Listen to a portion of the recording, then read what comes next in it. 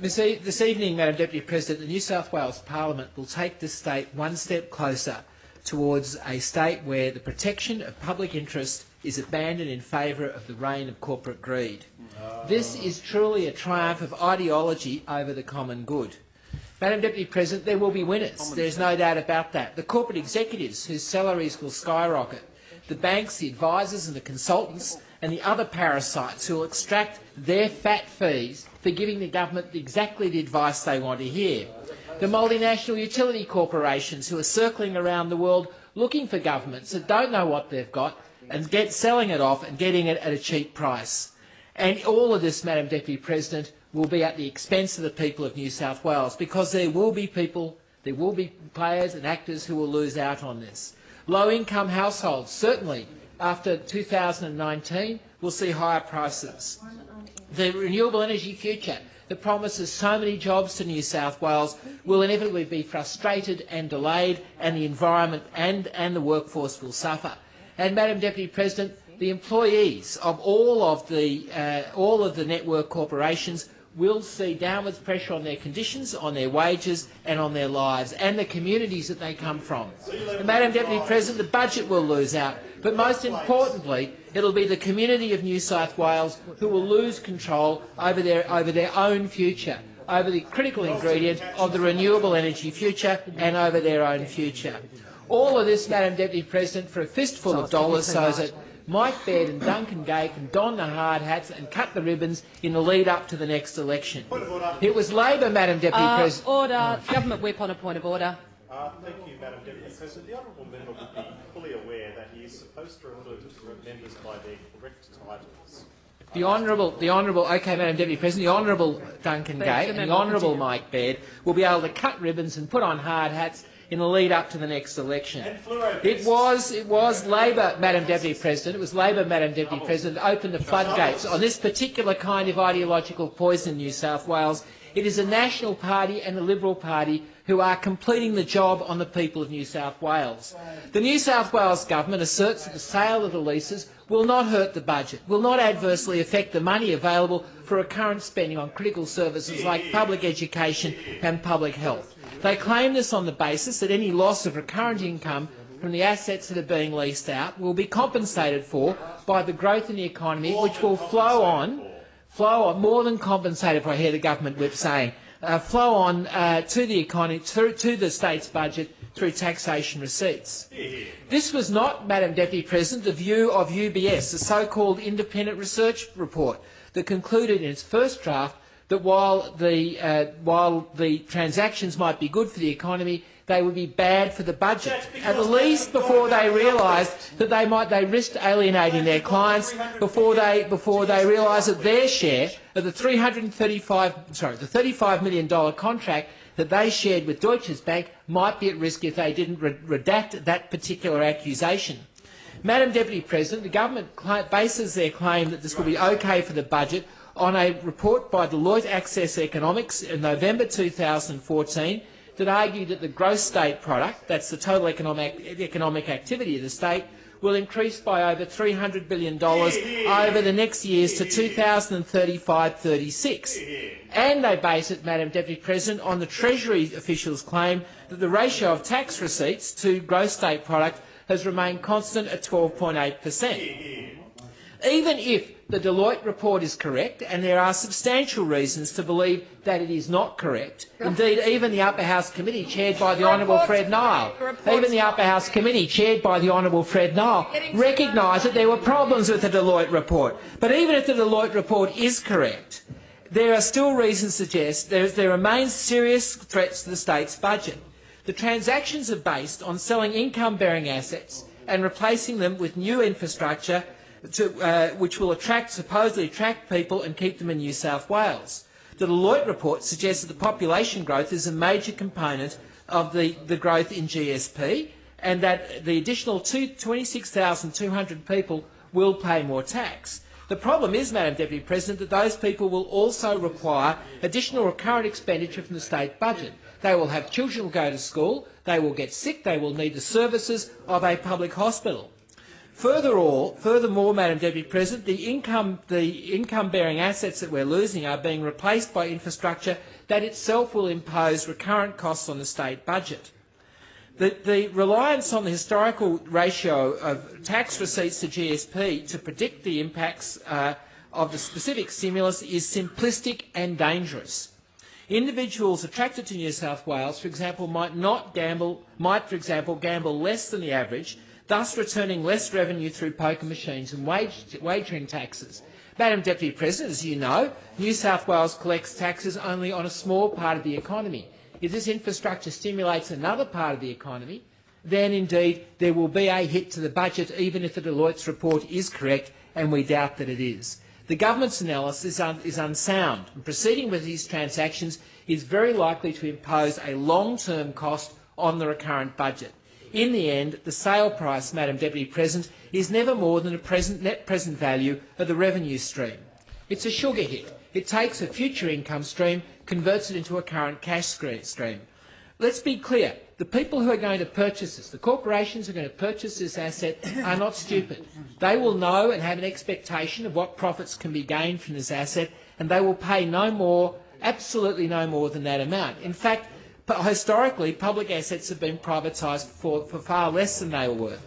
Professor John Quiggin of the Queensland University School of Economics observes, quote, in general, the price received for assets has been less than their value in continued public ownership. And conversely, in cases where privatisation was proposed but did not go ahead, the actual earnings received have been more than the return from the estimated sale price.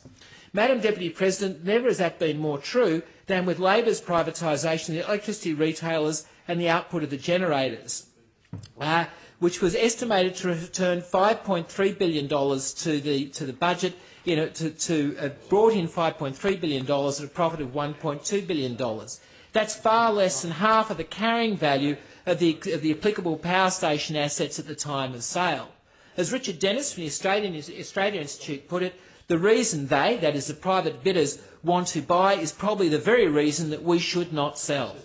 There is also, Madam Deputy President, a clear contradiction between the government's claim that the revenue stream from these assets will diminish over time and the Premier and the Treasurer's confidence in a robust sale price. If the dividends and the tax equivalent payments are diminishing by a factor of 10, as the Premier told the Upper House inquiry it would, then it's highly likely that the private sector interest in purchasing those assets will diminish by about the same amount. That's nonsense. Not $13 billion, Madam Deputy President, but $1.3 billion. Unless, of course, Madam Deputy President, they are prepared to reduce costs by cutting the workforce or suppressing wages and conditions, or reducing or eliminating apprenticeships, which will bring with it a loss of expertise, a loss of quality and reliability of supply. Madam Deputy President, alternatively, they might seek to extract additional revenue, either by increasing prices or by increasing the volumes that they trade, or they might increase their market power by way of ownership. None of these outcomes, Madam Deputy President, none of these outcomes are desirable. None are desirable and all of them are bad. There is a great truism of privatisation, and that is that governments are always tempted to privatise the profits and socialise the losses. The sugar hit paid for by the communities for decades to come.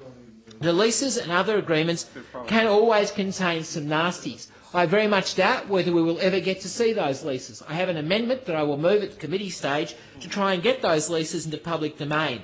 But we know what Neville Wran did to this state. He tied us to 2 aluminium smelters with contracts that had below market prices for electricity for 3 decades. Consumers around New South Wales paid for paid for the aluminium subsidies in their power bills for 3 decades, and probably still do. Madam Deputy President, there is another aspect of this legislation. Madam Deputy President, I would ask you to call the government whip to order. I would actually remind all members of the chamber there is a number of members speaking, and it is disorderly at all times. Thank you, Madam Deputy President. There's another aspect of this privatisation that is deeply alarming, and is a loss of control over essential infrastructure. The State-Owned Corporations Act at sections 20N, 20C, 20O and 20P provide for a capacity for the New South Wales Minister for Energy to issue directives to the Board to issue public sector policies to the board and to make directives to the board in the public interest, in the latter case with no compensation required. That is an expression of the capacity of the people of New South Wales through their democratically elected representative to make changes that might not be in the commercial interests of the operators of those undertakings, but which are definitely in the best interest of the people of New South Wales. Those provisions have not always been used as wisely as one would hope, but they are critical provisions, particularly as we face an uncertain future. Madam Deputy President, those provisions enable the New South Wales Government to maintain a workforce which will be necessary as we move to an era of distributed generation technology, cleaner and cheaper technology, which will require a new workforce with new skills which might not be in the best interests of the distribution agencies, but definitely in the best interests of the community. We will need a workforce that will innovate safely, keep the network operating with two-way flows of power. We will need a workforce with a knowledge and skills base that is protected and nourished. That will not happen if these undertakings are purely run for the commercial interest of their owners. Madam Deputy President, we know that the Australian Energy Regulator's determination will cost jobs in the workforce. Private ownership will take more jobs out of the workforce. Inevitably, we will see if this legislation goes ahead, we will see a depleted workforce with huge consequences for the capacity of this state to maintain a quality energy system. Madam Deputy President, the government relies very heavily on their price guarantee. But the price guarantee, all it says is that the revenue collected by the transacted network operators cannot be greater in 2019 than it was in 2014. What a hollow promise, Madam Deputy President. We know already from the Australian Energy Regulator that in some cases it will be 30% less. It's a promise to deliver a promise that's already locked in. It is meaningless. It is meaningless, and it is meaningless. It would have been meaningful. It would have been very meaningful if the Treasurer and the Premier had been prepared to say that they gave that price guarantee for 2020. But no, they understand how the AER works. They understand the timescales of the regulatory reset, and they knew that they could promise that because the AER would deliver for them, the Australian Energy Regulator would deliver for them, end of story. But what is not said is what will happen in the next regulatory reset, where the information fed to the Australian Energy Regulator will come from, if this legislation goes through, privatised distributors, and where the capacity to order the distributors to charge less than the AER determines will be lost because we will no longer have 20 N-O&P, the State-Owned Corporations Act. Yep, that's great. Madam Deputy President, there is another way in which the loss of control will be catastrophic for the state, and that is the new technologies. Madam Deputy President, a week before the parliamentary inquiry began, the US vehicle manufacturer Tesla released details of its home and utility and business-scale batteries. Madam Deputy President, the point at which the grid connection becomes more expensive than going it alone is expected by most commentators now to arrive within the next 3 years, if it is not already. The corporate owners of the grid leases will not want to forego profits to reconfigure their infrastructure to allow local trading of electricity. They will seek to maximise the value. They will seek to frustrate opportunities to maximise the value of rooftop solar and batteries by frustrating interconnections between households and communities that will require smart links to allow two-way trading. Together with wind and large-scale solar, a reconfigured and reinvigorated and reinvented electricity grid could become the backbone of a lower-cost, zero-emissions future. But that future will be delayed and frustrated by private sector owners, private sector leaseholders who will not wish to invest, who will not see the investment as necessarily an economic return, a financial return to themselves, even though it would be a substantial economic return to the state. But there is another way. There is another way, Madam Deputy President, in which privatisation is such bad news for the people of New South Wales, and that is what happens, Madam Deputy President, in the event where high-income, high-net-worth households begin to disconnect from the grid because they see grid charges as too high. At that point, the burden of the $13 billion, putative $13 billion, will fall on fewer and fewer shoulders. We know, Madam Deputy President, the way the Australian Energy Regulator regulates is that they allow a certain amount of revenue to be collected for each of the years in the regulatory offset. We could see 5 years of sheer hell for low-income households shouldering more and more of that debt and not able to escape because they don't have north-facing roofs or the money to buy batteries or solar panels. What could have been an invitation to create a much fairer, cheaper, a much fairer and cheaper electricity industry, and indeed one which conforms to the principles of social democracy, has been squandered, Madam Deputy President, has been entirely squandered by this government. And it will be low-income households who will face the future of being in energy ghettos, where the private owners rip off profits and cost recovery out of those who can least afford to pay. It is a loss of control over our energy future through the loss of public ownership that will have a huge impact on the future of this state, and an impact which is, Madam Deputy President, deeply frightening. There is a final risk of the sell-off to taking away public control, and that is a Trans-Pacific partnership. There is a risk, Madam Deputy President, any attempt to impose conditions that improve the public benefit out of the distribution networks or the transmission network could result in substantial financial penalties for New South Wales. The Trans-Pacific partnership is being negotiated in secret, and without, as I understand it, from a failure of ministers to answer my questions on this matter, without any input from the New South Wales government. The best I got from the Treasurer's office was a statement that said the lease agreements to the transactions will consider precedent transactions in endeavour to accommodate future changes in regulatory and economic frameworks as far as possible. That is their response to the threat of the TPP. That is not good enough. Madam Deputy President, there is a real risk that these assets could end up controlled by a foreign government, and especially, Madam Deputy President, a foreign government that is deeply undemocratic, one which treats its people with utter disrespect and has no concern for human rights. This is not about, Madam Deputy President, China. It would be just as bad if it were Russia. This is not a statement of racism. This is a statement of concern about the future. It's about the future of New South Wales. Madam Deputy President, this transaction is entirely unnecessary. There are far better ways of raising the capital. Madam Deputy President, reinstating the vendor duty, cancelled by Premier Yema, but put in place by Treasurer Michael Egan. Reinstating the marginal poker machine tax, cancelled by Premier Yema, put in place by Treasurer Egan. And maintaining the stamp duties on the certain business transactions, the so-called intergovernmental agreement taxes, would raise $1.4 billion a year on average over the next 4 years. Enough, Madam Deputy President, to service a loan for more than $20 billion. Madam Deputy President, the Premier and the Treasurer refer to this as a once-in-a-generation opportunity. It is actually, indeed, the very definition of an unsustainable transaction. If it is being done to satisfy population growth, what will be done to build the infrastructure needed to satisfy population growth? What will be done next? What will be sold next? We will run out of assets to sell.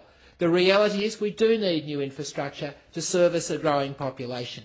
But that infrastructure should be paid for by this generation, not by future generations. It should be paid for democratically. It should be paid for by those who can most afford to pay it, the extremely wealthy clubs, the property speculators and the large corporations. Instead, Madam Deputy President, this infrastructure is to be paid for by low-income households and those who can least afford to do it. It is the most regressive form of taxation that one can possibly imagine. And all privatisation has turned out to be exactly that.